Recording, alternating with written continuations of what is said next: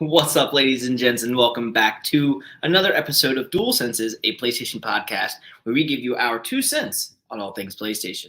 My name is Alex Wolf, and I'm joined here by the one, the only, the free guy himself. Free Guy? The free like guy. the movie? No, Oh, okay. Stephen Thomas Marco. Hello. If you're a fan of the show, you can catch us live each and every Friday night or whenever we decide to do it at 9:30 Eastern Time. If you can't catch the show live, feel free to catch us on Apple Podcasts, Spotify, and YouTube. Of course, be sure to like, share, subscribe, rate, comment, all the things. Get us out there. If you want to show us a huge level of love, head on over to www.mtfproductions.com/donate. We can donate as little as $1 to help us give you the best PlayStation podcast we can. This show is brought to you by Pepsi Plus, home of Pepsi Nitro. It's actually really good. Nitro. We're now both addicted. Nitro. It's become a problem. Nitro. It looks like beer. And it drinks like milk.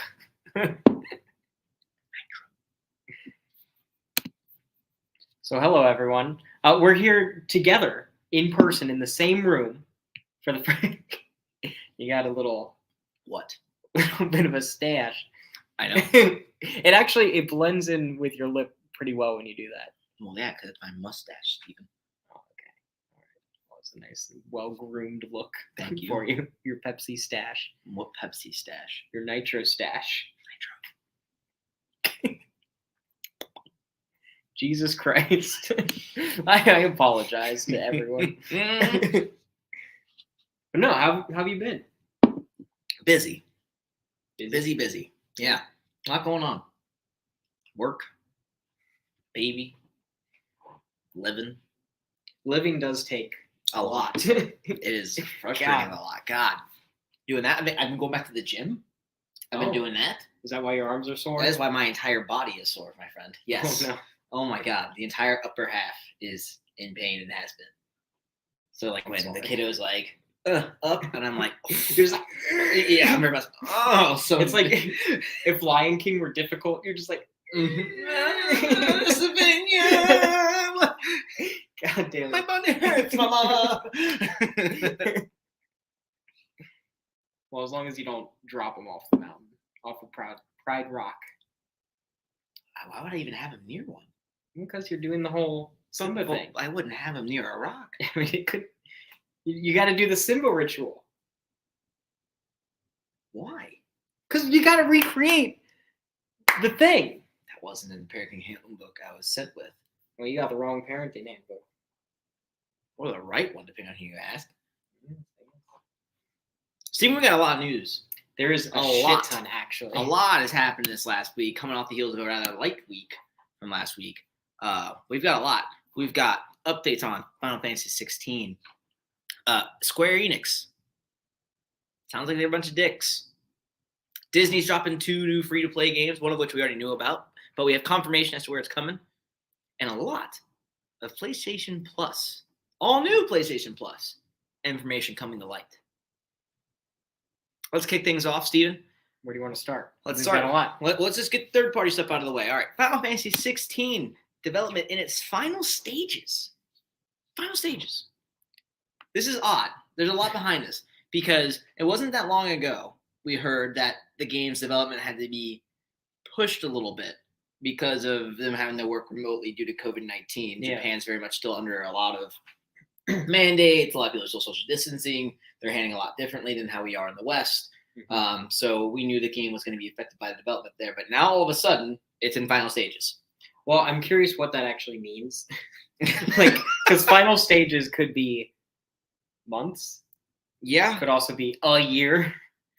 Especially with Final Fantasy. That is very true. There was an interview with, I think, the director for Final Fantasy 16. I've got it pulled here.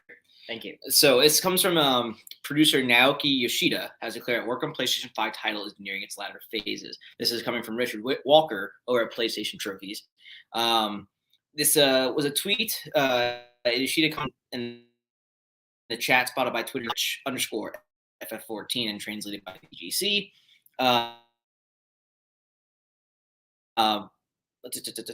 It seems that development of Final Fantasy 16. What'd you just do? Oh no! Oh, that's fine. We'll just keep rolling. Okay.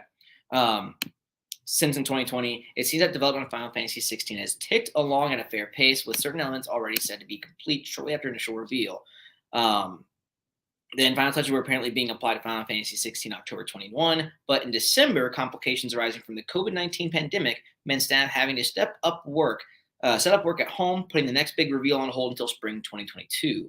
Now Yoshida claimed that the game is entering its final stages. More information could be coming pretty soon.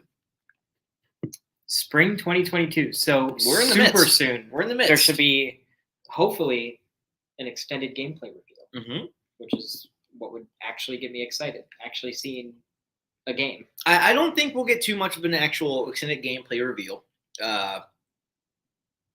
So we have one or two options here. We get a state of play or a showcase, or whatever you want to call it, focusing solely on Final Fantasy 16, because we do know this game at first will be a PlayStation console exclusive. Eventually, isn't it developed on the ground up or from the ground up for PS5? I cannot confirm nor deny, but I also know it. Much like a lot of the games during the original PS5 reveal, it had that asterisk in the first run of it also coming to PC. So much like Demon Souls was touted that way, but then in later edits of the video, it was scrapped. So the game will come eventually to PC for sure, much like Final Fantasy VII did, much like Kingdom Hearts did. But yeah, so either a state of play along those lines, or we don't get something in spring, and PlayStation does somewhat of a showcase in the summer, and now that E3 is no longer happening at all, PlayStation might actually jump back into getting something revealed during that window. Those are my thoughts. Okay. What do you think? This is a 2023 game, or do you think that's too soon? No, 2023 I think is fair. So we're looking at late 2023. I don't think we'll get it in 2022. I don't think we'll get it spring of next year. Okay. All right. That's fair. Either way, I'm interested to see more, because Final Fantasy's been going in some interesting directions lately. I feel like I've been digging their recent, like with Final Fantasy VII Remake, for example, Final Fantasy 15. There's kind of a little bit more of like an edginess to it, I guess. And I like that direction. They're definitely trying to appeal to the Western audience more so. Openly said it when they kind of did a little interview, I believe, on the PlayStation blog, not long after the reveal of 16. Gameplay, I mean, we're looking at just atmosphere, gameplay, presentation. Attractive men wearing cool jackets. I don't know if I'd say that's just a Western thing. Well, that's just what I am interested in when it comes to Final Fantasy. Okay, then. Well, hide your jackets. Next up, Sonic creator Yuji Naka has beef with Square Enix. So, Yuji Naka, this is so interesting. Does anyone remember, how do you say it? Balan Wonderworld? This god-awful shitfest of a game. The creator of Sonic the Hedgehog, his most recent abomination, is Balan Wonderworld. And this game reviewed awfully because the game was awful. It's a platformer, but it doesn't really make a lot of sense. It's full of all these weird glitches and game mechanics that are just kind of garbage. So anyways, that happened, and everyone kind of turned it into a meme, and then a month later they forgot about it. But Yuji Naka is now coming out and saying basically that it's not his fault that the game was garbage. He is in a lawsuit to remove his name from the credits as director because, according to him, Square Enix does not care about games or gamers. Yeah, so we'll go through and kind of give a brief translation. This comes from VGC. Okay, according to official documents, Naka said the decision to remove him from the project was based on two disputes.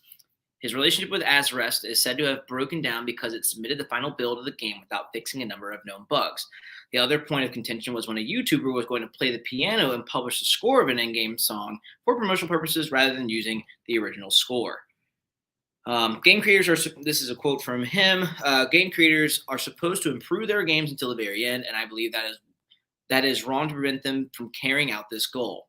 I asked my lawyer to negotiate with our business partners to at least allow me to address issues on Balan Wonderworld's development until the very end, but they ignored my request, so I ultimately decided to file a lawsuit in court. It is because of this that Balan Wonderworld received all the criticisms and comments you all know well. It is quite unfortunate that I had spearheaded from the beginning what turned out this way. Personally, I believe it is a true disgrace that Balan Wonderworld was released in the state that it was in. I wanted to show the world an action game in its proper light. Therefore, I believe Square Enix and Arzest are companies that care about neither games nor fans. So there's a lot to unpack with this, right? Yeah. Balan Wonderworld was released in the same vein, kind of helped up the 3D Sonic games, which historically, at least as of late, have not been fantastic. So there's that. Yeah. So it's kind of hard for me, as someone who is a Sonic fan, to take this as a publisher issue, not a development issue. Now, granted, could the game have been less buggy if he was able to address these issues like he stated? Sure. Would the game have reached the light or the peak he seems to be alluding to? I have doubts because of I can't remember. There hasn't been a good Sonic 3D game in my eyes since Sonic Heroes on the GameCube, PS2, and Xbox. After that, it kind of goes downhill. Had a bit of a peak with Sonic Generations, and then that one was all right. Yeah, and then since then, yeah. I don't. No disrespect to Yuji Naka, but he reminds me a lot of the creator of Mega Man, and like the whole fiasco that happened with Mighty Number 9. Mm-hmm. Where you have this legendary game creator who gave us an iconic game, an iconic character, an iconic franchise, really, and I just feel like they haven't translated into modern game design that well, and it seems like they just don't have a handle on game design like they used to, which is a shame. But I still think that the concerns that he brings up are valid concerns. He brings up issues with scheduling. It sounds like a lot of publisher pressure with deadlines and things like that, and a lack of communication and involvement with the development team. If he's supposed to be kind of the creative lead for a game and he's not able to, have that direct communication and feedback with his team, then yeah, that makes a big difference. Yeah. With pretty much every major game that I can think of, and I don't think Balan Wonderworld is in this echelon of games or whatever, but top tier, Steven. But usually there's like a creative head, kind of at the top, who is leading the team and keeping everyone focused and giving honest feedback and things like that. I think of people like Neil Druckmann, for example. And if you lose that direction, if you lose the pilot, then the plane is probably going to crash. And it crashed in Wonderworld. This whole thing. I do think it's kind of interesting, though. I'm curious how the lawsuit is going to pan out. I'm curious if this has any impact on the future of Sonic as well. I wonder if he was involved on any, even consulting level for the new Sonic game. I can't remember the name of it. Sonic Frontier. Yeah, the open world one. Mm-hmm. Is he going to be involved with that at all? I don't know, because it sounds like he is basically done with games. Yeah, he wasn't. I think he's given the credit as creator of Sonic a lot, but I think that's because he hasn't developed anything. So the last major Sonic release was Sonic Mania, and a lot of the kudos of that game goes to Christian Whitehead, who helped with the mobile ports of the Sonic games on iOS and Android. He helped kind of lay out and upscale Sonic levels. The newest Sonic Origins collection coming out, he had a hand in that. So he's kind of heralded as the person Sonic should be handled by. Granted, I don't think he has a hand in Sonic Frontier. He's very much stuck with the 2D Sonic games. But I don't believe Yuji Naka is on development for Sonic Frontier. I don't think he's been on even on like a consultation level. Maybe. If not, if it is, it's not worth talking about too much. I don't believe. Interesting. I wonder if he's kind of just upset because he's not as involved. In in general. Let's see. I'll do some research here and.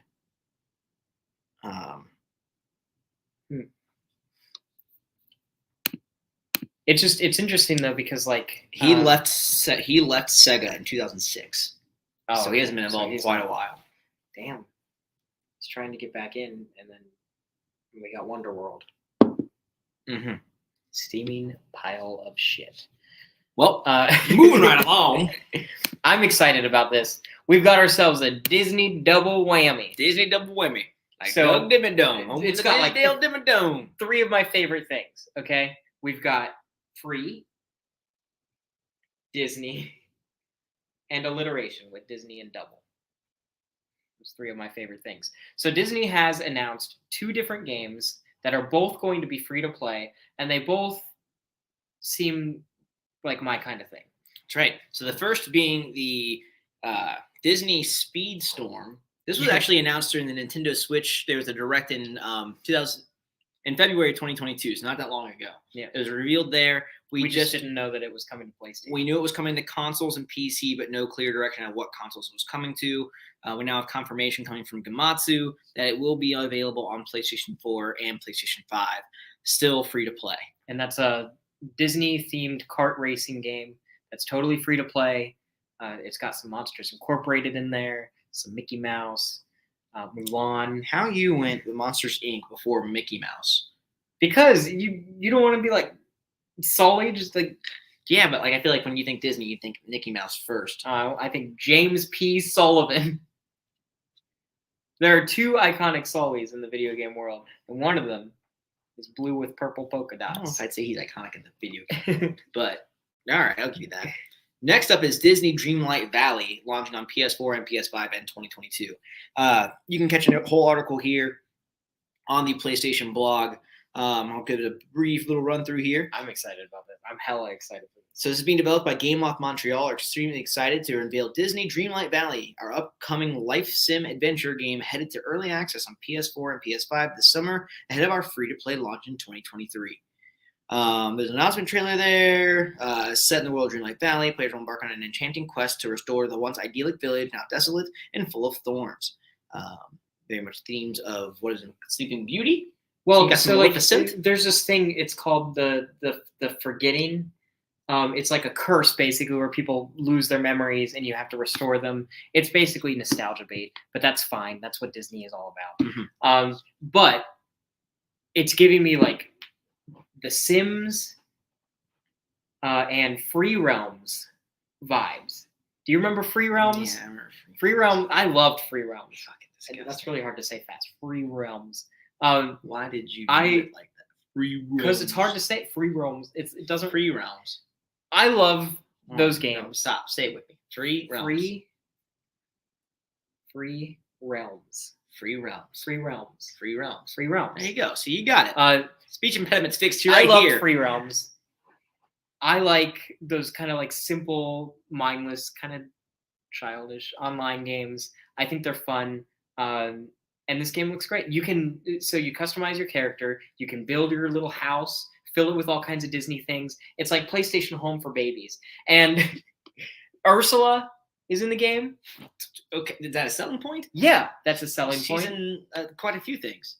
Yeah, but Ursula in this is great. Anyways, and the number one thing is it's going to be free to play. So I think this is interesting because it sounds like Disney is really getting into video games in a kind of new way.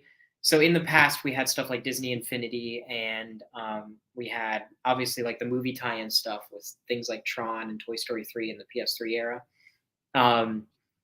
But now it seems like they're really jumping into online stuff, persistent worlds, things with like games as service type stuff. And the fact that they're doing 2 seemingly big live service online games that are free to play in the same year, because both of these are launching this year. I think that's a big deal. And this, what is it, Dreamlight? What is it, Dreamlight Valley? Is that what it's called?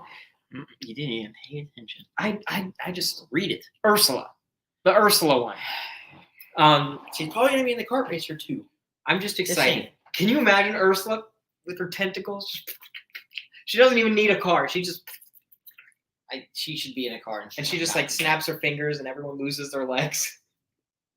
She steals their voice. It becomes Splatoon. Yeah, probably a better game. But I don't know. I didn't really get too into Splatoon. I like the style, but I don't like the game. So good. But anyways, it seems like they're kind of jumping into like a metaverse style thing with this game in particular, and I'm excited for that. And it's kind of like what I wanted Hogwarts Legacy to be, because Hogwarts Legacy, like as far as the gameplay and the world, is amazing, but it's missing the online component. And with this Disney game, it has that. So it's like, I think it's very much kind of akin to play. So we know Disney, again, it's aimed primarily usually at kids. They know that free-to-play games has been the biggest thing for kids in a lot of spaces lately, especially mobile. Games like Fortnite, Rocket League, even Call of Duty Warzone, while not aimed at kids, you have a lot of kids playing it. That's where the money is. So knowing that they can put out a game that just celebrates Disney on 2 different fronts at no cost, and you just pay for cosmetics here and there, maybe a battle pass of some sort, right? That's where the money is, and you know what they're doing. I won't say a metaverse of things. I think Disney is just looking for games that they know makes sense with what they have. Sim games for Disney, perfect, awesome. A kart racer for the brand with the most iconic like line of characters of all time, done deal. The only thing they're missing is a brawl game like Super Smash Brothers where Mickey Mouse can kick the shit out of Goofy. Well, they've got Kingdom Hearts for that. But he's not kicking the shit out of Goofy in that one. He could be. He could be, but he's not. He could be. But he's not. Just Goofy running around. Oil! Yeah, see? Just doing his thing. Mm-hmm. Sounds like you need a nitro, my friend. I do need a nitro. I'm getting a little parched watching you drink the fucking nitro. Nitro! But it also seems like they're targeting 2 different demographics with this. Not to gender it, but I guess like traditionally speaking, you've got the kart racer, which is the high octane racing game for the boys. And then, you know, the kind of girly, let's customize shit, build a house and stuff. And like plant a garden. Wally helps you plant the garden. It was adorable. I love the little trailer. But that one's like more like girly. But kind of catering to 2 different play styles and demographics, which I think is pretty cool. I'm excited. Free. Yeah, I'll play that kart racer game. I'll give it a shot. I'm gonna play the fucking. I ain't got time for Sims. I'm gonna play all of it. I got no time. Who am I kidding? I'm gonna play all of it. I ain't got time for Sims. You got time for Sims. I ain't got time for Sims. Disney metaverse bullshit. Steven, I got bad news. I won't say bad news. It is. We are in the 4th month of the year. It's spring, on the cusp of summer. The cusp. And PlayStation drops have been few and far between. Yep. We've seen less drops in retailers. We're still getting a lot of online-only exclusive bundles. With this, the latest NPD sales report came out. Xbox taking the charge over PlayStation with Nintendo Switch still at number 1. Yep. This is the 2nd month this has happened, or 2nd quarter, rather. This has happened in a row. Over on Push Square, there's an article where you can read, and it talks about a Microsoft bigwig. Let me grab the name here. That's his official title. Microsoft Bigwig. So let's see. The plaque on his desk just says Bigwig. Microsoft employee Satya Nadella explained that the company's newest console has taken share globally for 2 quarters in a row and was a market leader this quarter among next-gen consoles in the US, Canada, UK, and Western Europe. Xbox Series X and S have outsold the PS5, not the Nintendo Switch, in select countries in the past 2 quarters in a row. He goes on a long series of tweets, going there, that, blah, blah, blah. Microsoft no longer reports hardware sales numbers, so it's unlikely we'll ever find out how many more consoles actually sold, according to Push Square. Let's see. However, we've had we've had some big exclusives like Gran Turismo and Horizon Forbidden West dropping in the same quarter. So seeing that lack, even with those strong titles coming out, it's not pushing sales. Steven, it's not looking good. Not good. Like I've said, we're not seeing as many console drops for PlayStation 5 as we are with Xbox. The semiconductor issue, the chip shortage is still out there. It's still affecting everyone. Why can't PlayStation get consoles out? I don't know.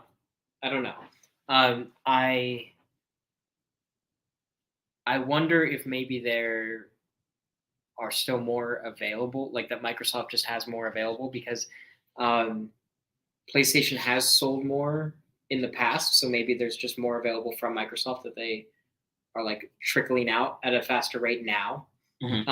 But honestly, I don't know. I don't know what the deal is, but it's definitely, there's a production issue because the demand is there.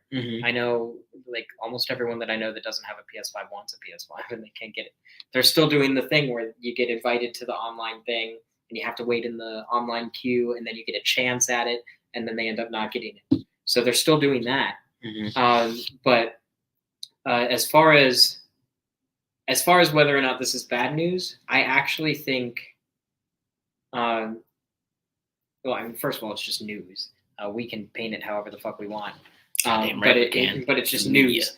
But I think that despite having stuff like Gran Turismo and Horizon, it's interesting because I still think that we have yet to see PlayStation firing on all cylinders for this generation. And the reason why I say that is it seems like they're building up to something. And I think that they're building their brand and they're trying to get into like this zeitgeist kind of feeling. And to me, it feels very much like the Marvel Cinematic Universe, the way that PlayStation is going about building their brands and showing off their characters and things like that. And the reason why I say that is all of the movie deals, the TV show deals, using their like flagship IP. We still have a lot of games that are on the horizon, no pun intended. Probably the biggest right now that we know of is God of War, Ragnarok, which is still allegedly coming out this year, so fall this year. But we also have like the not officially announced sequel to Ghost of Tsushima. There's a Ghost of Tsushima movie that's in development with a horror writer and the director of John Wick. Like, that's a big deal. We have the Last of Us show. And all of these shows and stuff seem to be coupled with video game releases. And they're kind of tapping into audiences that may or may not be familiar with the games, but it's kind of building this whole just big personality. And to me, it seems very similar to the Marvel Cinematic Universe. And that's something that I don't necessarily think that Microsoft has. Right now, I think Microsoft has a lot of focus and mind share when it comes to gamers because of things like Game Pass and because of their very pro-consumer messaging. But I think ultimately PlayStation is going to be leading the charge. Once they start firing on all cylinders with all this stuff, I think PlayStation is going to be betting on their characters and their brand, specifically their brand loyalty, and their personality. Because I think that when it comes to that, once they do all these reveals with all these shows and all of these games and everything, I think it's just going to kind of explode. And maybe they're even holding back production stuff for when those things are ready, or holding back so that things are ready for holiday, because they're going to have to be ready for holiday. And God of War is releasing in the holiday too, because we can't have another holiday where nobody's able to get the PS5. And I think that they're aware of that. But I don't know.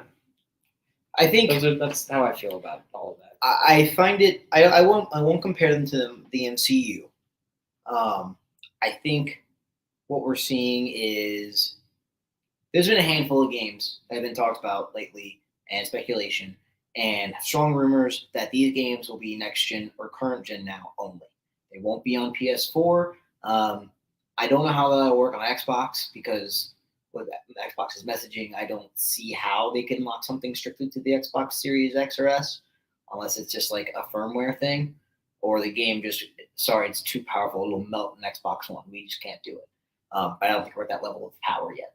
What also goes against their messaging. Well, that's what I was saying. Like that would be weird. I would be surprised if we got a game that's solely on Xbox Series X or Xbox Series S. Given, the Xbox Series S is comparable to an Xbox One with certain caveats here and there. So I find it odd if we see that, but I think that could be a reason we haven't seen PlayStation firing all cylinders, like you said, is because they haven't done what people are expecting or what people don't want them to do by like, hey, this game is exclusively. We're not seeing more games exclusively and only on PlayStation 5. Sure, yeah, PS5 sales were down in the midst of Horizon Forbidden West, and Great Turismo 7 launching, but those games also still launched on PS4. Yeah, there was no motivation outside of just to have a PlayStation 5 to buy the games. We still have very few titles: Demon's Souls, Ratchet and Clank, probably the biggest two games that push you to have a PlayStation 5. And BAFTA award-winning best game, Returnal. Yeah, like it's outside of those three titles, you're okay to wait for a PlayStation 5 right now because everything is still available. God of War, Ragnarok, still coming to PS4. Yeah. So I think that's hurting them. So I think we'll see. It's interesting though that that's not hurting Microsoft. So, and that's another thing. So with Microsoft, we have to think about Microsoft right now has the advantage of Game Pass. It exists. It's easy. It's consumer friendly, and it's super easy to set up. We're rolling sales numbers of both the Xbox Series X and S together. The S has been far more available than the Series X. And cheaper. It's cheaper. It's easier to manufacture. I'm sure because there's less parts going in. There's not a damn disk drive. So that's there. Those are some asterisks that are in that number there, and that has to be accounted for. But all the same, even still, the Series X is still dropping more than the PS5. Yeah. I think right now they've also been able to take advantage of the current environment with COVID. Sure, we're coming off the heels of the pandemic isn't as strong as it was the last 2 years, but it's still easier with people working from home, looking for just accessibility, less of having to navigate. They can buy an Xbox, subscribe to Game Pass, they're set. They get all their exclusives day one on that thing by paying $15 a month, and they get a bunch of third-party games they can just jump right into. So it's with PlayStation, you do that until this new model for PlayStation Plus rolls out, and even then, I'm so hyped for it. Even then, it's still like you got to go out and buy. You still got to purchase and download. It's not as accessible or it's not as consumer friendly as Game Pass is. And I think you bring up a good point as well with bringing up the access, where I think that's where Xbox is succeeding now. I don't think people are buying Xboxes for the exclusives. I think they're buying Xbox because it's the most accessible way to play a bunch of games. And right now, if you want that on PlayStation, you basically have the PS4. And that's... And even then, you could easily say for the exclusives just as a get-go because so many people are afraid they won't be able to play a Call of Duty game on PlayStation. You got so many people who want to play Starfield. I think the general public doesn't give a fuck because I think the general public doesn't know. Yeah, but so we still have those people, and you and I know from working at GameStop how many people walked out and said, we're just walking with this bold assumption of what they saw. Oh, Xbox did this thing. No one can touch this thing. PlayStation did the thing. And it's like, that's not. Yeah, I mean, we also saw, like, on the internet when PlayStation bought Bungie, people were like, PlayStation owns Halo now. Like, it's like, no, like, stop. That's the perception you get. So, like, just by that name and that tagline, that header, you get that. So I'm sure a lot of people, not necessarily out of fear, but like, oh, I have to have an Xbox. Otherwise, I may not be able to play these games anymore. So, yeah, we're not seeing exclusives now, but people are panic buying for later. Yeah, It's that's like a good point. it's like early adopters for PlayStation 5. Sure, there's no real reason to buy a PlayStation 5 at day one because there's no real PlayStation 5 game. But you don't want to be the guy a year later who can't find one. So that's where I was. So as far as I'm concerned, there was always a system seller, and that was Astrobot. Following up on PlayStation, variable refresh rate. That's a thing. Variable recess. Variable refresh rates dropped this week on PlayStation 5. There's a PlayStation blog post talking about what it does. So essentially what this does, it's only compatible on HDMI 2.1 enabled televisions. And what it does is so you have less screen tearing and it's more fluid gameplay. The PlayStation 5 can consistently keep flow with what refresh rate going from 40 to 60 hertz. So you don't see less lag, better presentation. It's only out for a small handful of games. Games like Marvel Spider-Man Remastered, Marvel Spider-Man Miles Morales, Ratchet & Clank, and then I think 3 other titles. So not a huge deal, but it's good to know that it's now there. This is something that was on Xbox already, and people were asking when it was coming through. Get out of here, Huffle Hug. Hey, Huffle. Get out. Leave. Hold on a second. I need to ask Huffle. Did you see the new Disney game that was announced that's free to play? Son of a bitch. Ursula is in this game. You can have a little house. You can decorate it with Disney things. You should check it out. I think it's called Dreamlight Valley. But anyways. I'm out of nitro. I'll send you the trailer on out of nitro. It's a crisis. We'll have to nitro after this. Bring me nitro. That is your task. But definitely check out the trailer for that because I think it looks great and I love it. And Ursula's in it and Wally. And bring me nitro. But anyways, next VRR. I don't really know a lot about VRR, but a lot of people who have fancy TVs care about it. On the techie stuff, it's fun. It's good for games late in the future. As you upgrade your television, upgrade your tech, it's more smooth gameplay. See, I like that. More pretty experiences. Smoother, prettier. I just don't have a TV that can do it. PlayStation Plus games announced for May. So this is kind of interesting. A little bit. Well, it's interesting because it's not. No, hold on. Bear with me. So we know that it's Pepsi Nitro. What the fuck are you talking about? It's Pepsi Nitro. It looks like uncultured swine. She must have missed the beginning. No. Oh, so she didn't watch the show. It's Pepsi Nitro. Cool. It looks like beer, drinks like milk. I need it. But it's Pepsi. I need it. We might the as well show be is sponsored by it. Hold on. Do I need to fucking change this? Sponsored. Dual Sense is a Pepsi podcast. Yes, we covered it last week. Why don't you watch the show? Kick her out. Wait, kick her. We're just gonna kick her, Steven. We did see the thing about advertisements in games. We talked about it last week. We did. Yeah. But kick her out of the chat. I'm not gonna kick her out. Why? Huffle is VIP. The hell she is. She's dissing on my Pepsi Nitro. That's fine. Not everybody has to love Pepsi Nitro. Fuck you. That's how I feel about that. Anyways, PlayStation Plus games. We got some FIFA, and I can't remember the others. Tribes of Midgard. Oh yeah. I'm excited. Actually, I want to try that out. It's like Diablo, but co-op. And Vikings. Diablo's already co-op. Vikings. That's what the fuck is wrong with you? It's been a day. And then there's another one that looks kind of Viking-esque, and that one's like Curse of the Dead Gods. Yeah, and that one's really challenging and has a very difficult platinum. So if you're a trophy whore, maybe don't learn that one. But the Tribes of Midgard, it's an easier platinum, but it's very time-consuming, but you can play it co-op. Steven, this is the last PlayStation Plus free games we have before the launch of the all-new PlayStation. Yeah. I'm very curious to see what it's going to be like in June. It's interesting. That's why I thought this was interesting, because it's not that interesting. Because these games don't really speak to a lot of people. But yeah, this is the last normal PlayStation Plus release that we're ever going to have. Ever. Mm-hmm. So, I mean, presumably. We don't know what it's going to look like, really. So, no ideas. Very insider curious. Information here. Very curious what things are going to look like. I don't know what this means. I'm a mod bitch? What does I'm a mod bitch mean? Like Mod Nation Racers? Or are you like a mom and you didn't type Oh, it right okay. Yeah.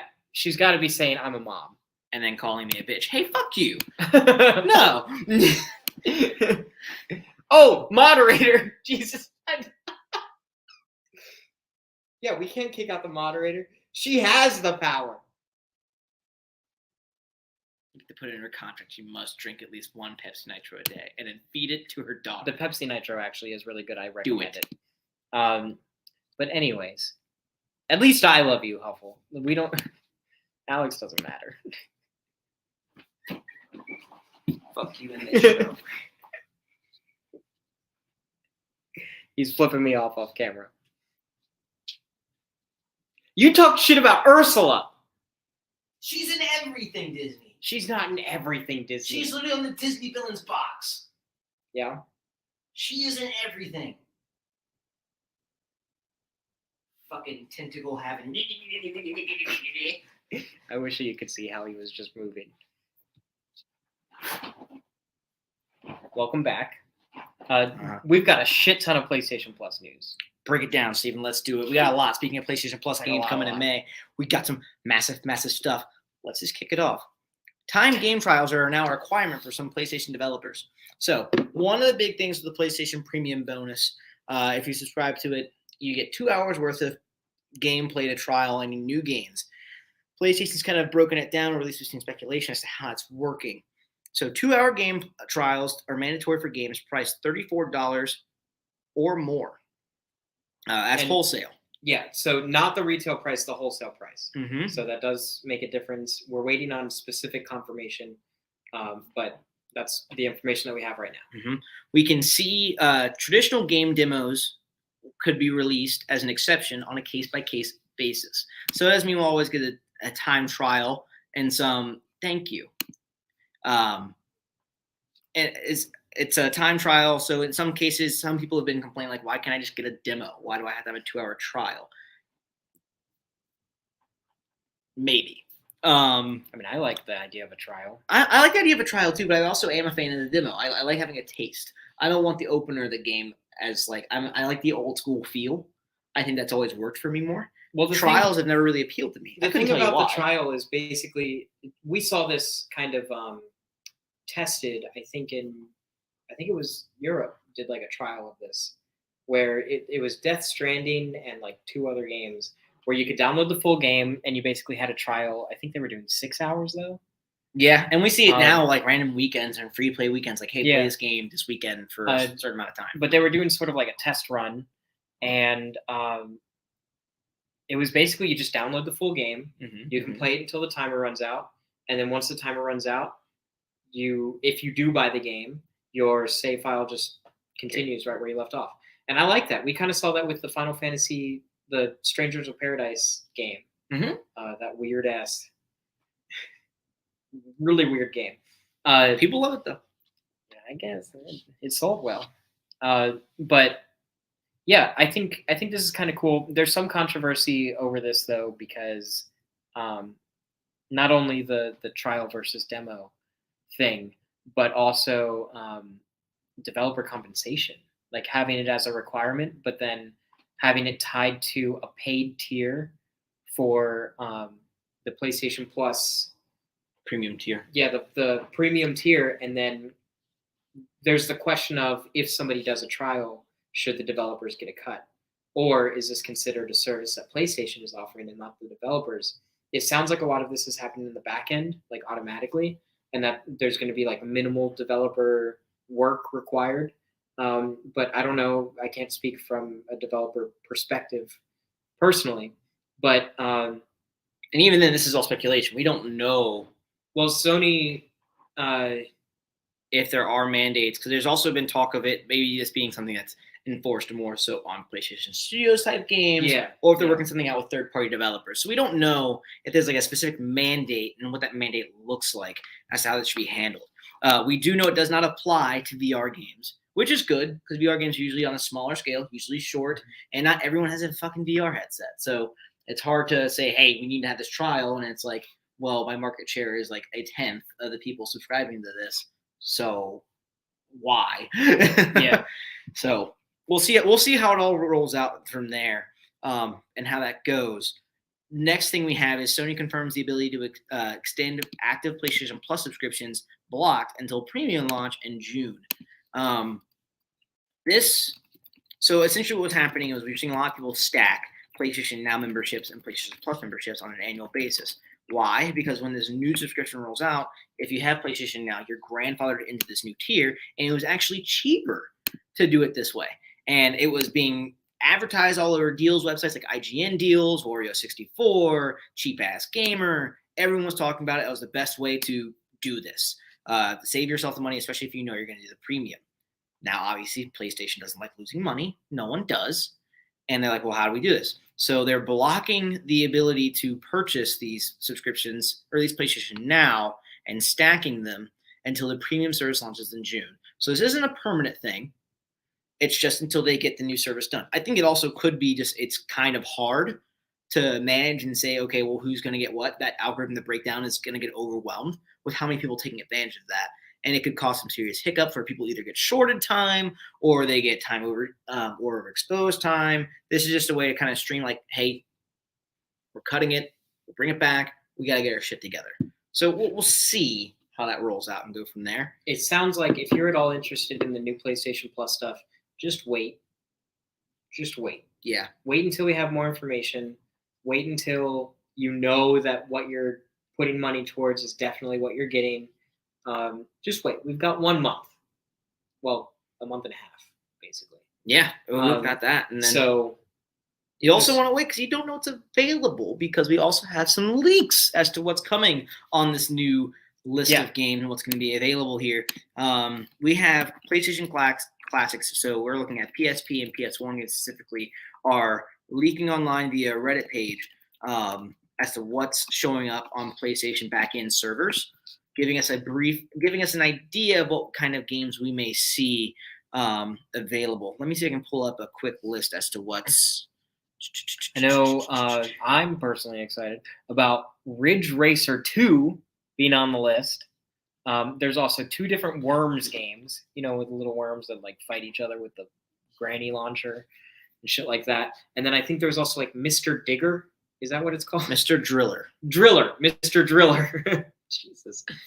Yeah, so the biggest list we're seeing right now is we've got Tekken 2, Ridge Racers 2, Mr. Driller, Worms, World Party, and Armageddon, as well as a slew more. Let me see if I can. There's an active list being updated as things come through. Now, on top of this, though, there's also almost 60 games being taken down from PlayStation Now. This is being reported also via Reddit and transcribed by VGC. We're seeing big titles. Most notably, we are seeing games like Akiba's Beat and Akiba's Trip, Castlevania Lords of Shadow, Catherine, Metal Gear Rising, Metal Gear Solid 4, Metal Gear Solid 5 and Ground Zeroes, Silent Hill HD Collection, and 6 different Sonic games. Most recent ones, Sonic Forces, Generations, Sonic Mania, Sonic Unleashed, Team Sonic Racing. Granted, Team Sonic Racing we also just had free for PlayStation Plus. Sonic Mania was free in the past as well. Valkyria Chronicles Remastered, Virtua Fighter 5, and Yakuza 4 and 5. So it looks like these are all tied to big publishers like Sega and Konami for the most part. So it could be that PlayStation hasn't worked out an agreement with this new tier. We knew that developed conversations as to who was going to be on this and whatnot was going to have to go through publishers and have to be contract negotiations, like what's going to be on there, how long we want it on there for, yada, yada, yada. And it's just leading the games being pulled. It was expected. I don't think anyone expected big games like Metal Gear coming off of it, but here we are. So, again, encouraging you to wait, see what's going to be on this list. Don't spend your money on something that you don't know is going to be available. Let's wait and see what they release. We're only a month away from getting, or probably even shorter than that. We'll probably get some kind of list. I would imagine a week, 2 weeks out from the actual drop. Hopefully like a month. So letting us know, like, I'm hey, thinking in like 2 weeks we'll get a full list. Because isn't it like mid-May when it's launching in Japan, or is it late May?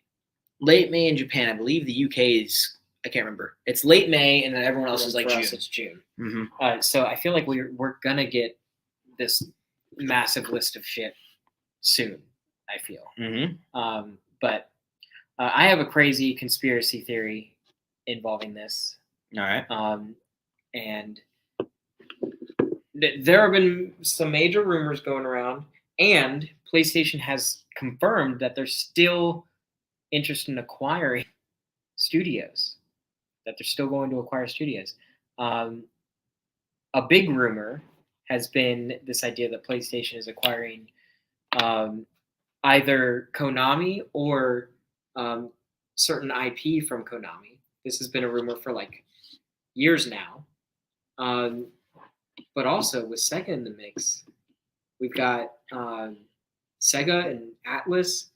PlayStation has a bit of history with things like the Yakuza games, with obviously Persona, things like that. I don't know. What if this stuff is going to be all? It's going through some kind of weird shuffling because maybe there's like some weird renegotiating of contracts, or they're in the process of transitioning and they're going to do some big fucking thing. I don't know. I doubt we would see those things come off if they're in the process of being purchased, because that would be weird. Well, if they have to renegotiate, you have to I think they just have to renegotiate like the terms of like who gets what, and we're talking cost, who's getting paid, and dollar amounts.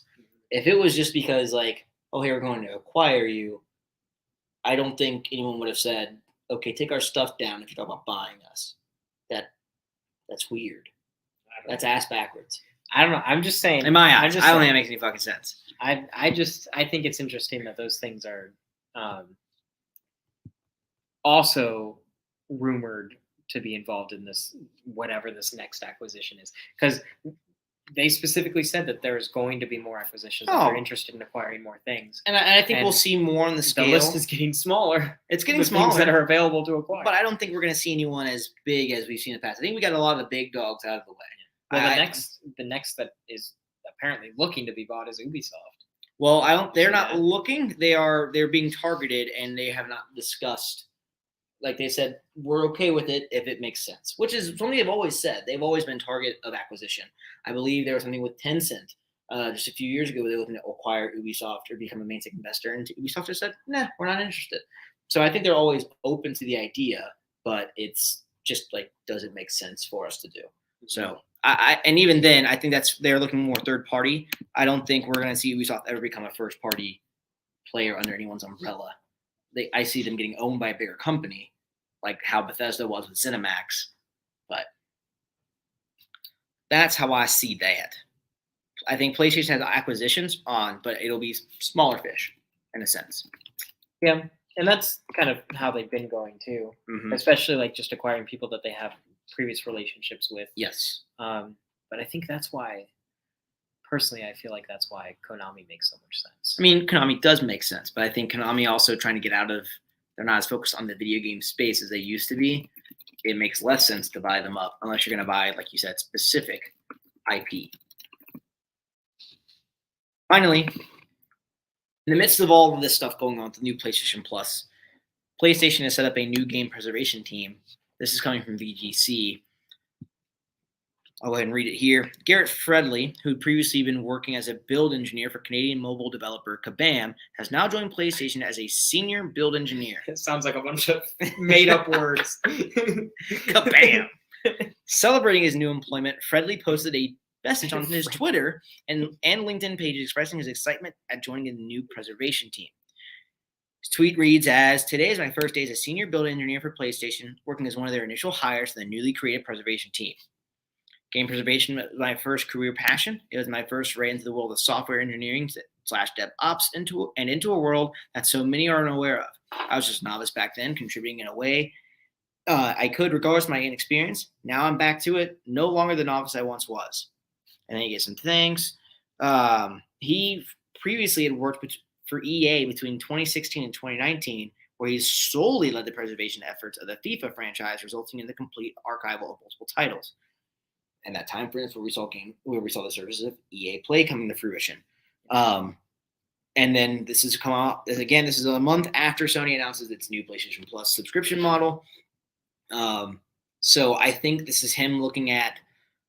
It's good news. I think we're just more along the lines of looking at games that aren't accessible currently in the PlayStation library and how we can make them accessible. And that's basically the entirety of the PlayStation 3 library. In a sense, I'm not saying it's not that they're inaccessible. It's just they can only be streamed. What's there? I think we're looking more at some. We've got PSP games that never made its way over to the digital storefront. We've got PS2 games and PS1 games that were never made available in that case. So I think we'll see more surprise classic titles in that vein start making their way. And I think we'll just start seeing lump sum franchises like, hey, all of this franchise is now available on the PlayStation Plus subscription. All of this big thing here. So all of this developer that's no longer around but released great first-party, memorable titles are now here on PlayStation Plus. I think that's what we're going to see. I don't think we'll see any changes as to how the model's done, right? Like, it's still early days. They told us that PS3 games are going to be streamed only for right now. It's going to be like that for a hot while unless they get a massive influx of cash from these subscriptions. And then they can afford to do that backwards compatibility mapping that the beast of the PS3 was. So that's my take on that. That's how I see it happening. I'm actually pretty excited about this because I feel like PlayStation has the most like legacy titles that I'm interested in personally. Like genre defining, history making titles. And even like weird shit like LSD, the Dream Emulator on PlayStation 1. That was like a fully randomly generated acid trip of a game. And sounds like LSD. And like there were only like a very limited number of copies available, released only in Japan. And I think a game like that would I think it would mean a lot to people it being available. What? A game like LSD would mean a lot to people. It's a fucking cool game, and like it was way ahead of its time. I'm not saying it'll be. I'm not saying it's not. I'm just saying I don't think it's going to mean a lot to a lot of people. No, I mean, so I feel like that's a game that's kind of been lost to history, but it was important and it was innovative. And I think in today's modern environment where people are streaming games and they're playing weird stuff and people like stuff that's like a little bit spooky and kind of strange, I think that a game like that could kind of get revitalized in a sense. It can get the attention that it should have gotten. And there's so many games in PlayStation's library that are like that. More recently, we've got, like Puppeteer. Like that game was getting perfect scores across the board. It was absolutely amazing, but because it came out at the tail end of the PS3 life cycle, nobody played it, and it was on PS3, so nobody played it. But I mean, because the PS4 kind of just stole the thunder. Yeah, everyone was waiting. Everything was waiting for the next gen console they've been talking about for forever. So. Yeah, so like from PS1 all the way to PS3, I feel like there's so many amazing games, and not only for them to be made available, which I feel like he has experience working with EA Play. It makes sense. I feel like that's a pretty good translation over to the PlayStation Plus services, but also just having these games either emulated or available in a digital format, archived, something. I think that it's important, and I just really want to see these games again, like these games that are just kind of lost. What about like Einhander? You remember that one? No. It's like a side-scrolling shooter. Huh? What, do you shoot with one hand? No, I think it's Einhander. Well, Ein is one in German, and so yeah, I don't remember. He's got one hand. But anyway, so there's like games like that. There's also Polyphony Digital made an on-rail shooter. It's their only non-racing game that they ever made, and it was a technical marvel, and nobody played it. It actually released in the West as well, but it just kind of got overshadowed by things. But like we just have all of these historical games from amazing, even current PlayStation first party studios that are just lost. And so I would love to see those make some sort of a comeback. So this is exciting to me on a personal level. I think we're just going to see big franchises that have not been able to be played in a long time, or like if someone wants to binge an entire catalog of a certain series, they now will eventually have the ability to. And that's where we're going to go first, get that out there, and then we'll hit the random like, oh hey, LSD, hey, Einhander's here. I hope that we get those kinds of things because I think those kinds of things are they're important for the industry. I think. So.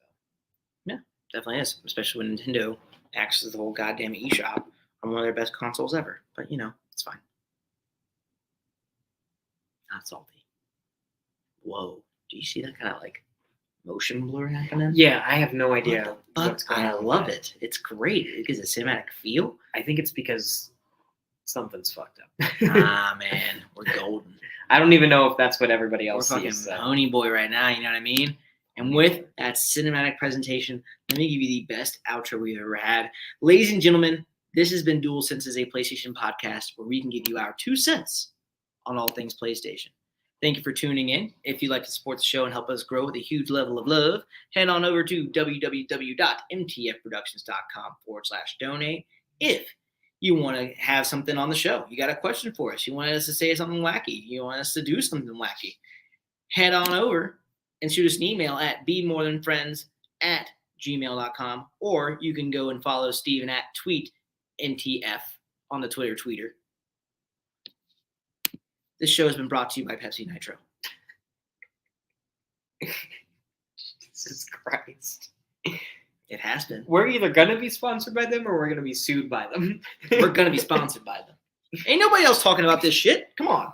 That's Ain't true. No one talking That's about true. this. Nobody's talking about Nitro. No, ain't nobody talking about Nitro. We talk about Nitro all goddamn day. You want to know the sugar content? I'll tell you. All of it. It's great. But until then, Nitro. Thanks for tuning in. Love, love, love. Have a good night.